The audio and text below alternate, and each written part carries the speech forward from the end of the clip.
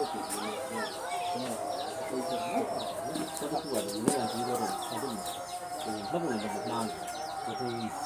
စနေကဘာခနာအော်သူကအဲ့တိုင်းဟိုဘာခနာပြောတယ်အောင်လို့ဘာခနာအော်နောက်လည်းကျွန်တော်နံပါတ်ကမှန်ကျွန်တော်မရေးပါဘူးလေပြီးအခုဘာကုန်းဟာနာမယ်ဟုတ်တယ်ဘာခနာဒီတော့ဒီလိုက်ထိုက်ဘုရားဝင်ပါသေးရမှာကြည့်ရတာ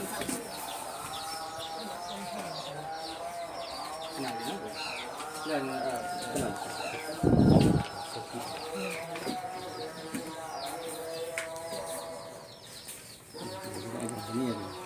မလပါခနာဟုတ်တယ်ဒီနေ့အတိုင်းကျွန်တော်ပြန်ရေးဘာခနာဒီနေ့အတိုင်းဒီကနေ့ချက်ပြီးတော့လုံးချင်းပြမဟုတ်ကျွန်တော်ပြန်ရေးပြီးတော့ခဏဒီတရားရေးစစ်ကောင်ဘာခနာ